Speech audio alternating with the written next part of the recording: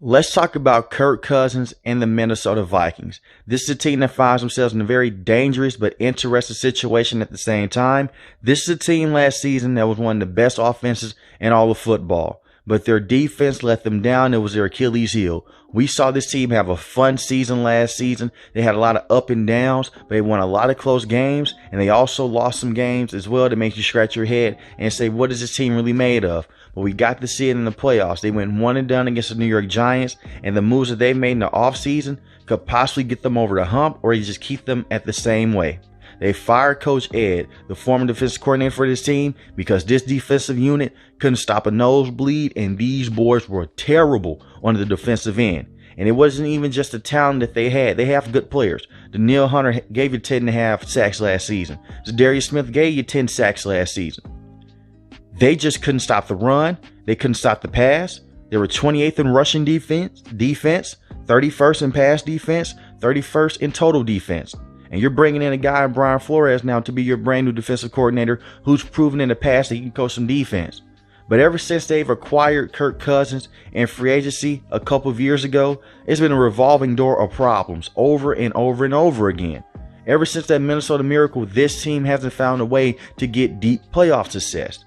Kirk Cousins does have a short ceiling, but at the same time, it's not Kirk Cousins' fault why this team has been one and done in the playoffs, or they just missed out completely. You had the situation with the head coach and Mike Zimmer not believing in him. And last season, he had 29 touchdowns and 14 interceptions. Not all his interceptions were completely his fault. But at the same time, like I said, with the defense, it wasn't helping him out. So teams will go out there and try to chew the clock against this team, try to win past time possession, and he goes out there, he's trying to sling the football over the place, and he's trying to work off the run game. Is Kirk Cousins perfect? No. The very worrisome part about this is that Kirk Cousins is getting up there in age, and they need to find a replacement sooner than later. And Kirk Cousins was supposed to step in and be the guy that got them over the hump. Instead, it hasn't happened. And there's a lot of things. Like I said, that revolving door of problems hasn't been completely his fault. Stephon Diggs wanted out. They traded him to the Buffalo Bills. You bring in Justin Jefferson, who's one of the best wide receivers in the league.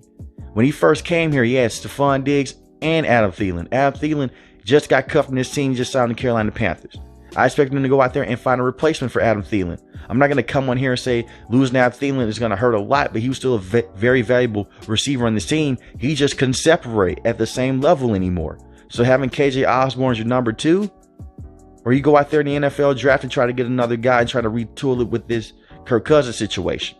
I think now we're looking at the Minnesota Vikings as a team that needs to try to win it all next season, or Kirk Cousins just becomes your bridge quarterback, and you need to figure out that situation sooner than later as well.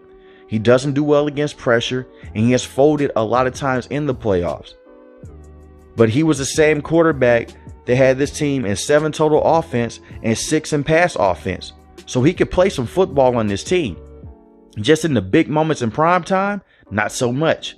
And Dalvin Cook is still a very good running back in the NFL. He had 1,173 rushing yards and 8 rushing touchdowns. Justin Jefferson, like I said, he's one of the best receivers in the league.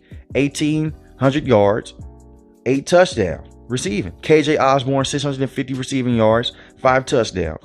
And they also made a trade last season to go out there and get TJ Hockenson, 914 yards and 6 touchdowns. So they have pieces on this team. They have talent. They just need to mold it together. And I do like the head coach a lot. Last season, he cooked up some very good offensive plays. They just weren't a very physical football team. Defensively, they have all the pieces to go out there and make a deep playoff run. It just comes down to, can Kirk Cousins win those primetime games? Can he win the Sunday night games? Can he finally win the Monday night football games? The problem with that is history shows he hasn't. And history shows if history is right in any way, he probably never will be able to win those top tier games against the top teams in the NFL. He always folds against them. But this team has elite talent everywhere you look. They just need to figure out how to win these games, and hopefully getting Brian Flores and getting these new defensive players can help out. But it's always been a problem since Kirk Cousins has been with this team. He's not an elite quarterback, but he's not a horrible quarterback as well. Thus, this team find themselves in a very interesting and dangerous situation. because they need to go out there and try to win football games now. You have good young players, but you're also building around a quarterback that hasn't been able to take you over the hump. So let me know in the comment section below. How do you feel about the Minnesota Vikings? Is this a team that can go out there and make a deep playoff run, or would they just be one and done? And you look at them in their division, they're still going to be a very competitive team. The Chicago Bears are still rebuilding. The Detroit Lions caught fire last season, and they gave a lot of people problems. And the Green Bay Packers are going to be starting Jordan Love. It'll be his first season starting. So this team could still be the best team or the second best team in this division easily. But it's what happens outside their division. They can win close games. Don't get me wrong. They did it all last season. Despite them having a putrid defense. It just when the lights are on bright, that's when the team just comes up short.